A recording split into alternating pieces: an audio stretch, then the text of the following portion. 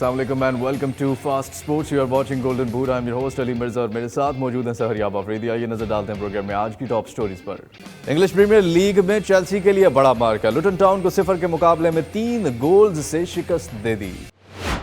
Spanish La Liga में real Madrid और Celta Vigo के दरमियान खेले जाने वाले मैच में रियल मैड्रिड की 0 के मुकाबले में 1 गोल से फतह। सऊदी प्रो लीग में नसर की शानदार परफॉर्मेंस अल फतेह के साथ खेले जाने वाले मैच में 0 के मुकाबले में 5 गोल से कामयाबी हासिल कर ली। जर्मन बुंडेसलीगा में आरबी लाइप्जिग और स्टुटगार्ट के दरमियान खेले जाने वाले मैच में 1 के मुकाबले में 5 गोल से आरबी लाइप्जिग ने मैच अपने नाम कर लिया। इंटर मियामी की नाकाबिले यकीन कामयाबी के बाद लियोनेल मेसी को फूल प्रूफ सिक्योरिटी दे दी गई। सऊदी प्रो लीग में अल इत्तेहाद के लिए अपना पहला गोल करने वाले करीम बेंजेमा के कोच ने उनके बारे में क्या बड़ा बयान दे दिया। जोसे मोरिनियो को आखिर क्यों लुकाकू की याद सताने लगी, जानिए आज के प्रोग्राम में। आर्सेनल को है नए स्टार की तलाश, किस खिलाड़ी को खरीदने की कर रही है कोशिशें। ट्रांसफर्स का सिलसिला जारी, टॉटनहम की नॉटिंघम फॉरेस्ट के स्टार खिलाड़ी को खरीदने की कोशिशें और भी तेज। और अगर आप में टैलेंट है और आप अपने टैलेंट को शोकेस करना चाहते हैं तो अपनी वीडियोस भेजें हमारे दिए गए व्हाट्सएप नंबर पर और बनिए हमारे प्रोग्राम का हिस्सा। फास्ट स्पोर्ट्स बनेगा लाखों यंगस्टर्स की आवाज़ मुतल्लिका इदारों तक पहुंचाने में। Welcome back to golden boot और प्रोग्राम में अब शामिल करेंगे प्रीमियर लीग के मैच को। जी हाँ, ये मैच बहुत इंपॉर्टेंट मैच था चेल्सी के लिए और चेल्सी का ये मैच हुआ है लुटन टाउन के साथ। लुटन टाउन और चेल्सी के दरमियान ये खेले जाने वाले मैच में चेल्सी ने आखिरकार फतह हासिल की है 0 के मुकाबले में 3 गोल से। लेकिन मज़े की बात यह है कि काफ़ी लोग अभी भी खुश नहीं हैं चेल्सी की। क्यों खुश नहीं है उनके इस मैच जीतने के बाद, ये हम अफरीदी से भी जानेंगे और इस पर डिटेल में हम बात भी करेंगे। जी हाँ, 3-0 से चेल्सी की फतह यहाँ पर प्रीमियर लीग में। और रहीम स्टर्लिंग जो है उन्होंने 2 गोल्स किए हैं 70वें मिनट में और 68वें मिनट में जैक्सन जो है उन्होंने रहीम स्टर्लिंग के असिस्ट पे जो है वो 75वें मिनट में तीसरा गोल किया। अफरीदी, सबसे पहले किस तरह से देखते हैं आप इस परफॉर्मेंस को चेल्सी की? बहुत ही पॉजिटिव और अच्छा रिजल्ट था चेल्सी के लिए। जैसे हम प्रीवियस शो में भी बता रहे थे व्यूअर्स कि चेल्सी के लिए लुटन टाउन जो है कमज़ोर साइड है और वो जो एक मोमेंटम है, विनिंग मोमेंटम, वो यहाँ से पकड़ सकते हैं और वही हुआ। हमें देखने को मिला कि चेल्सी ने एक स्मूथ विन उनके लिए थी, लेकिन उस लिहाज से इतनी स्मूथ नहीं थी, लेकिन फिर भी बहुत ज़रूरी थी ये जीत चेल्सी के लिए। बिल्कुल। हाँ, स्टैट्स पे एक नज़र डालते हैं और देखते हैं कि क्या जो है वो दोनों टीम्स की तरफ से एफर्ट की गई है। शॉट्स आप देख रहे हैं 11 थे लुटन टाउन के पास और 19 मिले हैं जहां पर चेल्सी को। शॉट्स ऑन टारगेट 1 था लुटन टाउन का, 8 मिले हैं चेल्सी को और इन 8 में से सिर्फ 3 को ही कन्वर्ट करने में कामयाब हुई है। पोजेशन आप देख रहे हैं 68% था चेल्सी का और 32% पोजेशन रहा है यहाँ पर लुटन टाउन के पास। और इसके साथ साथ आप देख रहे हैं पास एक्यूरेसी भी देख रहे हैं, फाउल्स यहाँ पर देख रहे हैं। पास एक्यूरेसी चेल्सी की बहुत अच्छी रही है, 92% रही है। कॉर्नर्स 6 मिले हैं, 4 मिले हैं यहाँ पर लुटन टाउन को और कार्ड्स भी काफ़ी मिले हैं, 3 लुटन टाउन को मिले हैं और 2 येलो कार्ड्स चेल्सी को मिले हैं।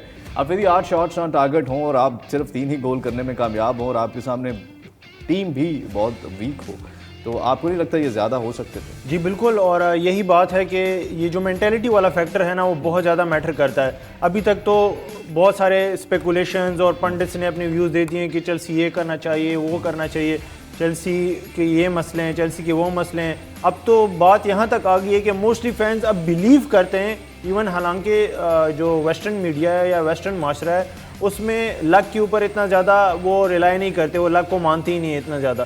लेकिन अब तो कहते हैं कि इनका लक ही ख़राब चल रहा है, तो अब वो कुछ भी करें, कुछ इनके लिए कुछ भी नहीं होना। लेकिन अगर डीप डाउन आप क्रिटिकली एनालाइज करें ना चेल्सी की परफॉर्मेंसेस को, तो सबसे जो इंपॉर्टेंट फैक्टर आता है ना वो मेंटेलिटी का है। मेंटेलिटी अगर इन्होंने पोचेटिनो ने किसी तरह इन प्लेयर्स की चेंज करवा दी तो बेशक ये नए प्लेयर्स ना भी खरीदें, पुराने भी अच्छे रिजल्ट्स प्रोड्यूस कर सकते हैं क्योंकि ये सारे वर्ल्ड क्लास खिलाड़ी हैं। अभी तो फिर भी चलो टीम थोड़ी सी यंग हो गई है, पिछले सीजन में काफ़ी एक्सपीरियंस टीम थी, लेकिन वो सिर्फ मेंटेलिटी वाला फैक्टर है कि अब आर्सेनल का आप पिछला सीजन देखें, एकदम से वो एक आर्सेनल जो कि कोई टॉप 4 में भी उनको काउंट नहीं कर रहा था, वो कैसे नंबर 2 पे आ गई और मैनचेस्टर सिटी को अच्छी खासी टफ फाइट दी और बड़े खिलाड़ी भी नहीं थे उनके पास, बड़े खिलाड़ी भी नहीं थे। मतलब आर्टेटा ने उनका बस सिर्फ एक चीज़ फिक्स की कि उनको विनिंग मेंटेलिटी ऐसी अंदर फिक्स करवा दिया कि उन्होंने बस सिर्फ जीत पे ही फोकस थे, उन्होंने कुछ और नहीं देखा, सिर्फ जीत रहे। अब रहीम स्टर्लिंग की अगर आप इस मैच में परफॉर्मेंस देखें, जो आप बाद में स्टैट्स भी दिखाएंगे, तो वो क्यों उसने अपनी आप उनके प्रीवियस इंटरव्यूज़ देखें, वो बार बार ये कहता है कि मैंने अपनी मेंटेलिटी चेंज करनी है और मैंने वो पुराना रहीम स्टर्लिंग बनना है जो मैनचेस्टर सिटी आज के मैच में बहुत ज़्यादा चांसेस मिस भी किए हैं चेल्सी ने, जो कि बड़े आसान थे, गोल हो सकते थे। उनके बारे में क्या लगता है? ये एक एरिया है जहाँ पे ये शायद इसी वजह से आपको लगता है कि मिस कर रही है कि वो मेंटालिटी नहीं है उनकी। मसला यही आ रहा है कि मेंटालिटी। अब एंजो फर्नांडिस वाले जो 2 चांसेस थे, कॉनर गैलेगर वाला एक चांस था, बेन चिलवेल वाला, ये 4 ऐसे चांसेस थे जो ये चारों खिलाड़ी को किसी और टीम में अगर खेलते और मिल जाते तो बहुत इजीली इन्होंने गोल कर देना, क्योंकि वो एक साइकोलॉजिकल मेंटल ब्लॉक बन जाता है आपका कि ये चीज़ नहीं हो रही। वो चीज़ जब कंसिस्टेंटली नहीं हो रही होती, इवन आप साइकोलॉजिकल थ्योरी से भी बैक कर सकते हैं कि वो एक माइंड में फिर आपके ऑटोमेटिकली बात बैठ जाती है कि अच्छा ये तो नहीं हो रहा है, ये वाकई में कोई इशू है। तो मैं अब बेन चिलवेल ने ट्राई ही नहीं ली क्योंकि उनको अंडर कॉन्फिडेंट है। एंजो फर्नांडिस ने ज़्यादा एफर्ट की, ज़्यादा कोशिश की, ज़्यादा तेज़ मारने की कि यार सिंपल तरीके से तो नहीं हो रहा, मैं ज़्यादा एफर्ट कर लेता हूँ। बिल्कुल, ये बड़ा कैलकुलेटेड जो है वो आपको रहना पड़ता है ताकि आप ज़्यादा वो एक्स्ट्रा एफर्ट भी ना आपकी हो और कम भी ना हो, और आपको बिलीव, और जब कॉन्फिडेंस होता है आपके अंदर तभी आप ऐसी जो है वो जो आपको अपॉर्चुनिटीज़ मिलती है उससे फ़ायदा उठाते हैं। पोचेटिनो जिन्होंने ये कहा था कि फ्राइडे का मैच में आप देखेंगे कि चेल्सी अच्छा परफॉर्म करेगी, और अफरीदी, रहीम स्टर्लिंग तो फॉर्म में आते हुए नज़र आ रहे हैं। आपको लगता है 1-2 प्लेयर और चाहिए चेल्सी को इसी मेंटालिटी और इसी फॉर्म में? नहीं, फॉर्म में इनके प्लेयर्स हैं लेकिन वो जो मेंटल ब्लॉक है ना वो बस बहुत रहीम स्टर्लिंग आप लगता है कि इस मैच में उन्होंने तोड़ दिया अपना वो ब्लॉक? उम्मीद है कि नेक्स्ट मैचेस, क्योंकि रहीम स्टर्लिंग पिछले मैचेस अगर आप प्री सीजन भी देख लें और अभी पिछला वाला मैच भी आप देख लें, लिवरपूल के अगेंस्ट जो मैच देख लें, उनको चांसेस बहुत उन्होंने क्रिएट किए हैं। लेकिन जो एंड चीज़ है ना, एंजो फर्नांडिस क्या शानदार खेल रहे हैं, मतलब जितनी भी उनको तारीफ उनकी की जाए वो कम है। एंजो फर्नांडिस ने 3 मैचों में शानदार परफॉर्मेंस दी है, लिवरपूल के अगेंस्ट भी, इस मैच में भी। दोनों टीमों के मिला के कंबाइन सबसे ज़्यादा रिकवरीज एंजो फर्नांडिस की है, और आप उनके लॉन्ग थ्रू बॉल्स देखें, बहुत ही शानदार। लेकिन जो सबसे इंपॉर्टेंट चीज़ है ना, फिनिशिंग, गोल स्कोर करना, वो एंड वाला टच जो है ना, उसमें बस थोड़ा सा मेंटल। चलिए स्टैट्स पे एक नजर डालते हैं। रहीम स्टर्लिंग के स्टैट्स क्या कहते हैं, कैसी परफॉर्मेंस थी रहीम स्टर्लिंग की तरफ से? आप देख रहे हैं 89% पास एक्यूरेसी, टचेस 58 थे, पासेस जो कंप्लीट किए हैं वो 32 थे आउट ऑफ 36, ग्राउंड ड्यूल्स 1 जो है वो 3 थे, ड्रिबल्स कंप्लीटेड 2, की पासेस 2, गोल्स जो हैं वो 2 किए हैं। और इस तरह से ये मैच जो है वो चेल्सी वर्सेस ल्यूटन टाउन का 0 के मुकाबले में 3 गोल से चेल्सी ने अपने नाम किया है। और नेक्स्ट मैचेस में देखते हैं चेल्सी अपनी परफॉर्मेंस को इससे बेहतर बना पाती है या नहीं। यहाँ पर एक छोटी सी ब्रेक का वक्त हुआ चाहता है। Welcome back to golden boot और प्रोग्राम में अब बात करेंगे ला लीगा की। जी हाँ, Real Madrid versus Celta Vigo के दरमियान मैच हुआ है और रियल मैड्रिड ने यह मैच 0 के मुकाबले में 1 गोल से अपने नाम किया है। और आखिर क्या वजह है कि सेल्टा विगो जैसी टीम के अगेंस्ट चैंपियंस लीग खेलने वाली रियल मैड्रिड सिर्फ 1 गोल करने में ही कामयाब हुई है? इसके बारे में हम अफरीदी से बात करेंगे। क्या इससे ज़्यादा बेहतर परफॉर्मेंस हो सकती थी या अफरीदी मुतमिन है इस परफॉर्मेंस से रियल मैड्रिड की? और पिछले साल भी अपनी लीग में परफॉर्मेंसेज इतनी अच्छी नहीं थी। एनीवेज इस पर बात करेंगे। अभी 0-1 से जो मैच जीता है रियल मैड्रिड ने। अफरीदी कार्लो एंजेलोटी कहते हैं मुझे नए खिलाड़ियों की ज़रूरत नहीं है, ऐसे खिलाड़ियों के साथ जिनके अगेंस्ट सेल्टा विगो ने इतने ज़्यादा अटैक कर दिए। और मेरा ख्याल है कोई और टीम होती तो ये तो 7-1 से शायद हारती रियल मैड्रिड। बड़ी मुश्किल से जीती ये मैच। वैसे अभी तक ला लीगा में पिछले सीज़न की परफॉर्मेंसेस ख़राब थी, लेकिन तब रिजल्ट्स भी इनके फेवर में नहीं आ रहे थे। अब इस सीज़न ये है कि एटलीस्ट रिजल्ट्स इनके फेवर में आ रहे हैं। ये रिजल्ट्स थोड़ी है मतलब कि आप इतने इस तरह की टीम के अगेंस्ट आपकी ऐसी performance, Real Madrid you know. जी बिल्कुल, वाकई में डिसअपॉइंटिंग परफॉर्मेंस तो थी, क्योंकि सिर्फ 1-0 से एक तो जीते हैं, वो भी बड़ी मुश्किल से जीते, पेनल्टी भी मिस। आपको नहीं लगता है एम्बापे को हर सूरत ले आना चाहिए इनको इस तरह? क्योंकि एम्बापे जैसे प्लेयर खुद एक मोटिवेशन है बाकी प्लेयर्स के लिए, जब वो पूरी टीम को ऐसे उठा देते हैं अपनी परफॉर्मेंस से। जी बिल्कुल। और एक और बड़ा ब्लो, अब जैसे अब विनीशियस इंजर्ड हो गए हैं इस मैच के बाद, अब उनकी भी इंजरी कितनी सवेयर है और क्या कितने अरसे के लिए बाहर होते हैं ये भी। अब आप देखें कि जूड बेलिंगम के ऊपर इतना इन्हिसार, वो एक डिफेंसिव प्लेयर है, अटैकिंग प्लेयर, उसको आप काउंट तो नहीं कर सकते। स्ट्राइकर तो नहीं है ना वो, एक स्ट्राइकर तो नहीं है। स्ट्राइकर अगर आपको एक, वैसे तो नंबर 10 खेल रहा है, नंबर 10 गोल करते हैं यूजुअली, लेकिन अगर आप देखें कि 3 मैचेस में 4 गोल जो हैं और मोस्टली आप बेलिंगम के ऊपर रिलाई कर रहे हैं, तो वो तो एक मसला तो है ना, एक स्ट्राइकर का एक लैक ऑफ स्ट्राइकर आप है। अब रोड्रिगो को आप इस स्ट्राइकर खिलाते हैं, आप देखिए पेनल्टी भी उन्होंने मिस कर दी। बिल्कुल।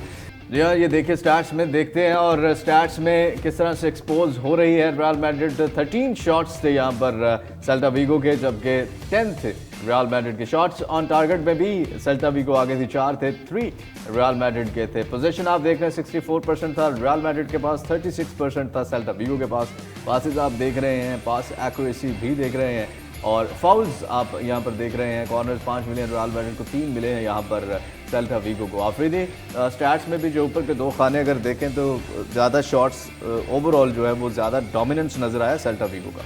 बिल्कुल, अगर आप मैच को देख लें प्रॉपर तो सेल्टा वीगो डिजर्व कर रही थी इस परफॉर्मेंस पे जीतना।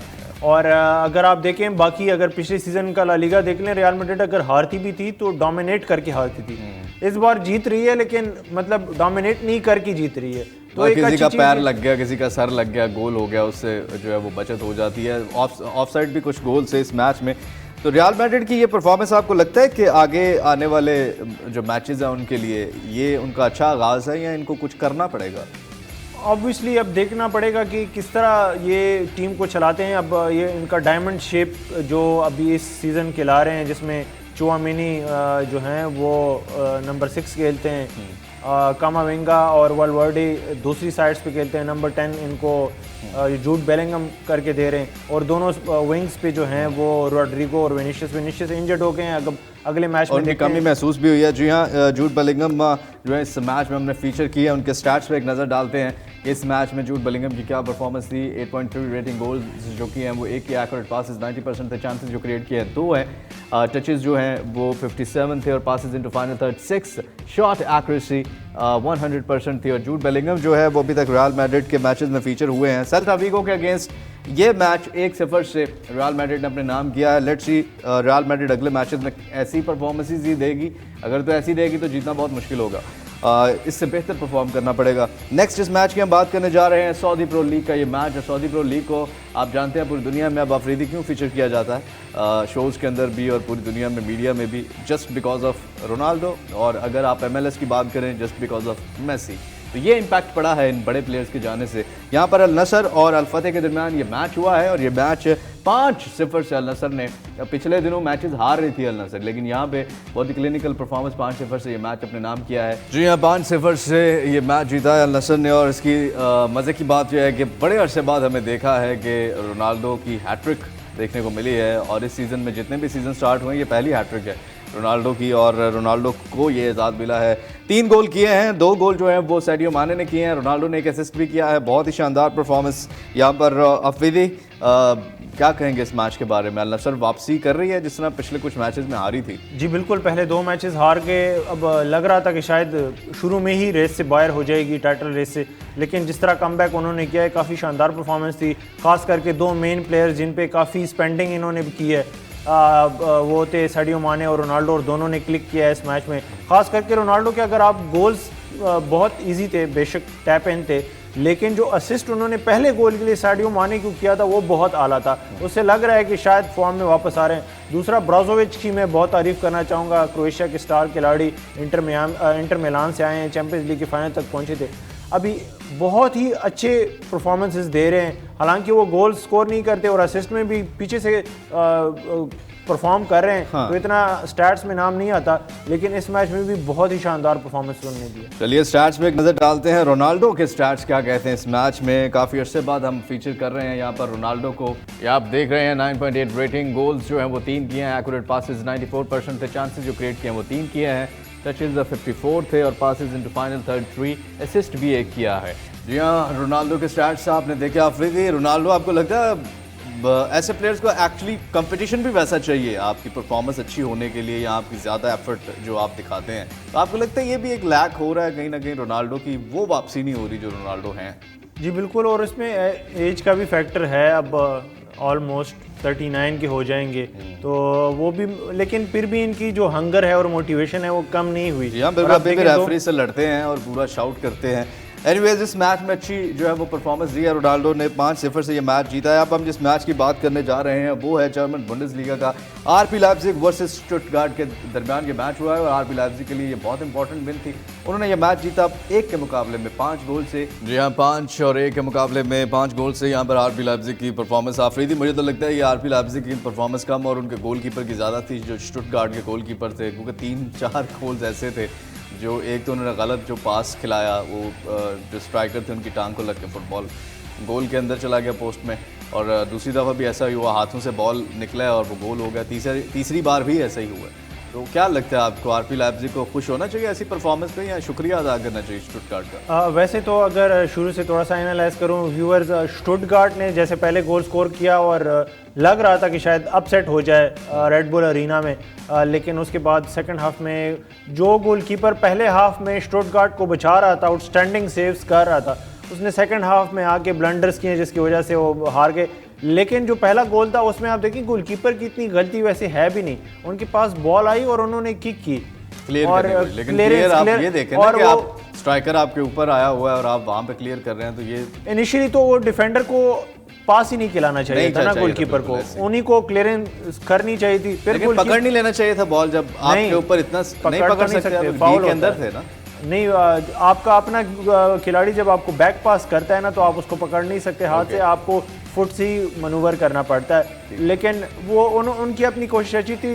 स्ट्राइकर थोड़ा सा अवेयरनेस उनको क्रेडिट देना चाहिए कि उन्होंने एग्जैक्ट लक का भी साथ था कि वो लकीली जो है वो बॉल गोल के अंदर चला गया। हाँ, और इस तरह की सिचुएशंस में मोस्टली आप देखेंगे तो क्या वो वजह तो नहीं थी कि गोलकीपर आगे पूरे मैच में अच्छा परफॉर्म नहीं कर पाया? आपको एक साइकोलॉजिकल भी आपके होता है ना कि मेरी वजह से मुझसे गलती, बिल्कुल ऐसी भी चीज़ है कि वो कहते हैं कि मुझसे गलती होगी तो उसकी वजह से वो मेंटल ब्लॉक आ जाता है, आप कॉन्शियस हो जाते हो ना कि दोबारा से ना हो जाए, और जब आप कॉन्शियस होते हो ना कि दोबारा ना हो जाए तो आपसे फिर दोबारा वो देखने को मिली। एनीवेज आरबी लाइप्जिग ने ये मैच जीता। स्टैट्स पे एक नजर डालते हैं, इस मैच के स्टैट्स क्या कहते हैं, कैसी परफॉर्मेंस थी दोनों टीम्स की तरफ से। आइए आपको दिखाते हैं स्टैट्स, ये आपके सामने है स्क्रीन पे। 9 यहाँ पर शॉट्स थे स्टुटगार्ट की तरफ से, आरपी लाइप्जिग की तरफ से 20 थे शॉट्स ऑन टारगेट, 11 थे आरपी लाइप्जिग के, 5 उन्होंने कन्वर्ट किए गोल में, जबकि 4 ही थे यहाँ पर स्टुटगार्ट के पास। पोजीशन आप देख रहे हैं, पास एक्यूरेसी भी देख रहे हैं, कॉर्नर यहाँ पर दोनों टीम्स को बराबर मिले हैं, और इस तरह से ये मैच जो है वो 1 के मुकाबले में 5 गोल से जीता है आरबी लाइप्जिग ने जर्मन बुंडेसलीगा का ये मैच। बहुत इंपॉर्टेंट मैच था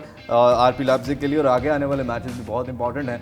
लेट्स सी आगे किस तरह का परफॉर्म करती है। यहाँ पर एक छोटी सी ब्रेक का वक्त हुआ चाहता है। Welcome back to golden boot, और प्रोग्राम में अब शामिल करेंगे गोल्डन बूट लेटेस्ट, जी हाँ क्या अराउंड द वर्ल्ड खबरें हैं, लेटेस्ट खबरें जो है वो फुटबॉल की दुनिया से। आइए पहली खबर पर नजर डालते हैं लुकाकू के बारे में। As Roma set to make big push for Romelu Lukaku, deal by submitting official loan bid today, clubs director and owner in London to help direct talks with Chelsea. Lukaku का भी हवा में ही है मसला, और क्या लग रहा है आपको? वैसे हम एम्बापे के ऊपर तो बहुत ज़्यादा करते हैं कि उनका साका जो है वो मामा बन गया है, लेकिन इनका भी कोई कम नहीं है। लेकिन ये उस लेवल के खिलाड़ी नहीं है ना अफरीदी, एम्बापे कहाँ और कहाँ लुकाकू। हाँ, लेकिन इनका जो ट्रांसफर है वो भी बहुत ही स्ट्रेंज है। इन्होंने खुद बनाया हुआ है मेरा ख्याल है, वहाँ पे एम्बापे ने कुछ नहीं किया, इन्होंने तो खुद किया हुआ ना। ये तो यहाँ पे क्लब्स तो इतने ज़्यादा वो नहीं कर रहे ना मसले मसाइल। हाँ, लेकिन आप देखेंगे पहले ये इंटर मिलान के साथ एग्री होते हैं कि मैंने इंटर मिलान जाना है, चेल्सी वापस नहीं जाना, क्योंकि चेल्सी के तो सिस्टम कंफ्यूज नहीं है। हाँ, फिर यूवेंटस एकदम से यूवेंटस से बात बन गई। वो रातों रात इनको जो रात की जो मीटिंग्स होती हैं बड़ी खतरनाक होती हैं, रातों रात ही बैठे इनको ख्याल आया कि यूवेंटस चला जाता। हाँ, तो फिर इंटर मिलान वाले बेचारे इतने मायूस हुए कि हमारे साथ डील करके हम चेल्सी से बात बना रहे हैं, और इन्होंने रातों रात यूवेंटस चले। अब यूवेंटस के बाद एकदम से वो पता चला कि वो जोसे मोरिनियो की याद सताने लगी लुकाकू को, तो जोसे मोरिनियो ने कहा कि मुझे लुकाकू चाहिए स्ट्राइकर। लुकाकू ने भी सोचना शुरू कर दिया कि अच्छा चलो इधर चले जाते हैं। हाँ, इधर चले जाते हैं। जोसे मोरिनियो तो वैसे भी बड़ा अच्छा मैनेजर है। तो अब मसला ये कि रोमा की डील सबसे अच्छी लग रही है चेल्सी को, क्योंकि उनकी भी स्ट्राइकर्स की इशू है, उनको भी है कि शायद क्या पता अच्छा परफॉर्म करके हमें ज़रूरत ही पड़ जाए दोबारा हम ले लें। अच्छा। तो लोन की ऑफर है रोमा की, और लोन जो है वो ज़्यादा सूटेबल चेल्सी को लग रहा है। तो अब देखते हैं कि क्या बात बनती है। चलिए नेक्स्ट पे नजर डालते हैं। नेक्स्ट क्या है, West Ham have agreed a 44.5 million deal with Ajax for Mohammed Kudus, और मोहम्मद कुदुस बड़ी ज़बरदस्त खिलाड़ी हैं अफरीदी, क्या मैं गलत तो नहीं कह रहा? बिल्कुल, यूरोप के टॉप 7 लीग्स में 1 2 3 4 5 नहीं, टॉप 7 लीग में सबसे ज़्यादा जो चांसेस बनाने की बात है, और इन्होंने टारगेट्स मतलब जो गोल स्कोर करने की बात है, तो तो वो इनका टॉप 2 में नाम आता है और बहुत ही बेहतरीन खिलाड़ी हैं। बहुत सारे क्लब्स इनको इनिशियली खरीदना चाह रहे थे, जिसमें मैनचेस्टर यूनाइटेड ने भी कोशिश की थी, लेकिन कहीं ना कहीं जब आपके पास बड़ा क्लब होता है तो वो आयक्स भी फिर रेजिस्ट करता है। अब आयक्स ने एंथनी जो मैनचेस्टर यूनाइटेड का था प्लेयर आयक्स से ख़रीदा था, तो आयक्स ने थोड़ा सा ड्रैग करके वो एक्सपेंसिव बेचा मैनचेस्टर यूनाइटेड को। तो मैनचेस्टर यूनाइटेड थोड़ा सा केयरफुल थी इस बात कि ये हमें ब्लैकमेल करके फिर से हमसे ज़्यादा पैसे ना ले। तो ठीक ले लिया वेस्ट हैम ने 44.5। हाँ, वेस्ट हैम ने बहुत अच्छा लिया, क्योंकि उनको भी पता है कि डेक्लन राइस उन्होंने अच्छा खासा महंगा बेचा है, तो इतनी प्राइस टैग जो है वो मोहम्मद कुदूस डिज़र्व करता है। बहुत ही अच्छा एडिशन है वेस्ट हैम के लिए और बहुत अच्छी स्पेंडिंग कर रही है वेस्ट हैम। चलिए लेट्स सी इस सीज़न कैसी परफॉर्मेंस आएगी इनके आ जाने से। नेक्स्ट हमारे पास क्या है, नेक्स्ट आपको दिखाते हैं। नेक्स्ट खबर है यहाँ पर journalist Tom Rory has claimed that Arsenal along with the host of other clubs are interested in a January move for Brentford striker Ivan Toney. ये खबर आई है, एक नए स्ट्राइकर की तलाश पड़ गई आर्सेनल को। ये खबर आफरीदी आपको लगता है कि ट्रू हो सकती है या फिर अभी तक रूमर ही है? वैसे तो बड़े मतलब चंद एक हफ्ते से ये न्यूज़ चल रही है कि आइवन टोनी को ख़रीदने में इंटरेस्टेड है, ना सिर्फ आर्सेनल बल्कि टॉटनहम भी इंटरेस्टेड है। अब ब्रेंटफोर्ड की ये खिलाड़ी हैं और हमने व्यूअर्स आपको बताया था कि बैटिंग की वजह से, बैटिंग रूल्स तोड़ने की वजह से इनके ऊपर पाबंदी लगी है, जो कि जनवरी में जाके ख़त्म होगी और जनवरी के बाद ये प्रीमियर लीग में खेलना शुरू कर सकते हैं।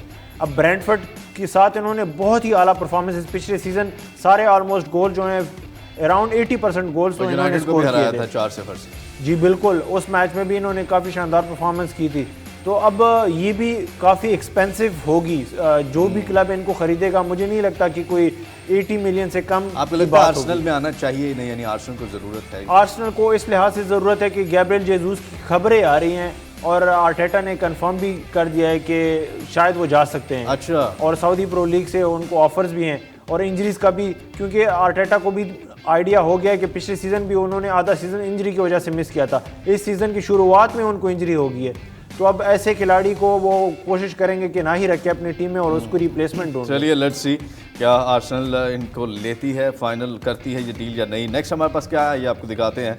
नेक्स्ट है जी इंटर मियामी के बारे में, और यहाँ पर जो है वो मेसी के बारे में क्या कह सकते हैं। मेसी को अब जो है वो Lionel Messi is followed by an ex US navy seal for maximum security, और सिक्योरिटी भी यहाँ पे मिल गई है मेसी को।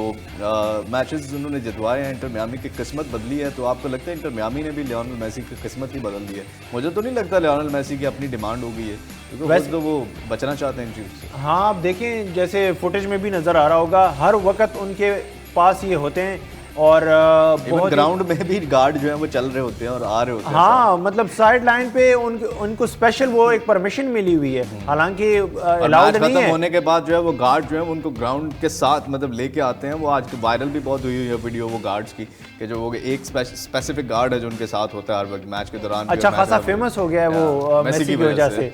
हालांकि मतलब अब क्या मुल्क तो नहीं नाम लगा देंगे मेसी के नेक्स्ट, मतलब क्या करेंगे? इंटर मियामी नाम लगा देंगे, इंटर मियामी नेक्स्ट टाइम चलेंगे। अब लियोनेल मेसी का हुआ जी, मतलब ऑब्वियसली ओनरशिप, मुझे लगता है कि ओनरशिप का हिस्सा मिलेगा मेसी को। अच्छा। जब रिटायरमेंट लेंगे तो या इंटर मियामी में ही शायद ओनरशिप थोड़ा सा खरीदने शेयर्स डेविड बैकहम के साथ ही, या किसी और क्लब में, क्योंकि इनकी जो डील हुई थी इंटर मियामी में वो इनको एक क्लॉज इनके कॉन्ट्रैक्ट में थी कि आप रिटायर होके आपको हम क्लब भी देंगे। चलिए लेट्स सी नेक्स्ट हमारे पास क्या है। नेक्स्ट आपको बताते हैं, और ये थी करीम बेंजेमा के हवाले से हमने आपको बताया था कि नुनो एस्पिरिटो सैंटो ने कहा है कि मुझे नहीं चाहिए वो प्लेयर ना अपनी टीम में खेलते हुए अल इत्तेहाद के लिए। लेकिन यहाँ पर उन्होंने कहा है कि जी ये जो रूमर्स हैं bad relationship with Karim Benzema, ये बिल्कुल रूमर्स हैं। I read in the press that my relationship with Karim Benzema wasn't good, of course it's dash. Afridi, ये जो है खबर आई थी कि वो नहीं चाहते खेल, अब ये खबर के बारे में है, उनकी तस्दीक के ऐसा कुछ नहीं है, या इनके बारे में ये जो कहा जा रहा था कि इनके रिलेशन ख़राब हो गए तो इस वजह से स्पेसिफिकली उन्होंने केटर किया है। हालांकि न्यूज़ को आप अगर फेक है तो आप जाने दें। उन्होंने अपने प्रेस कॉन्फ्रेंस में कहा है कि ये जो रूमर्स अभी पहले हुए हैं कि करीम बेंजेमा के साथ मेरे ताल्लुकात सही नहीं है, वो बिल्कुल फेक न्यूज़ है और उसमें कोई सदाकत नहीं है। और उन्होंने साथ में ये जुमला कहा है कि मेरे सारे प्लेयर्स के साथ ताल्लुकात अच्छे हैं, लेकिन ये खबर बनी कहीं से तो है ना। ये जो आई थी कि जी मैं नहीं खिलाना चाहता उन्हें, मैं उनकी जगह पे जो है वो किसी और प्लेयर को तो ये भी तो खबर है। अब ये इसकी उन्होंने तस्दीक भी नहीं की, उन्होंने रूमर्स की है कि मेरे उनके साथ ताल्लुकात अच्छे हैं, लेकिन इस बात की अभी तक उन्होंने नहीं की कि मैंने ये कहा है बोर्ड को कि मुझे वो नहीं चाहिए। हाँ, अब ऑब्वियसली ये उस लिहाज से तो ये सच्चे हैं कि उनको पसंद है, मतलब उनको बेंजेमा में कोई इशू नहीं है, लेकिन उनको अपने सिस्टम में बेंजेमा को खिलाने में इशू है। हाँ, ये अब इस चीज़ को इसकी सफाई नहीं है ये भी। हाँ, अब इस चीज़ को आगे देखना पड़ेगा और बयान से तो कुछ नहीं बनता, अभी आने वाले हफ्तों में पता लगेगा कि क्या सिचुएशन है। जी हाँ बिल्कुल। और लेट्स सी करीम बेंजेमा का भी हाल अफरीदी हकीम ज़ियत जैसा ना हो कि उन्हें भी बुला के और फिर सारा कुछ करके और आपको फिर वो ना इधर के रहे ना उधर के, लेकिन यार उनको अभी भी यूरोपियन क्लब हंसी खुशी गले से लगाएंगे। एनीवेज ये कुछ लेटेस्ट हैपनिंग्स थी जो हमने आपके साथ शेयर की हैं। आप प्रोग्राम को रिपीट में देख सकते हैं हमारी वेबसाइट fastsports.tv और हमारे यूट्यूब चैनल फास्ट स्पोर्ट्स पीके पे। बहुत शुक्रिया आपने हमारा साथ दिया। अपने मेज़बान अली मिर्ज़ा और सहरियाब अफरीदी को आज के प्रोग्राम से इजाज़त दीजिए। आप देखते रहिए Fast Sports, home of champions. अल्लाह हाफिज़।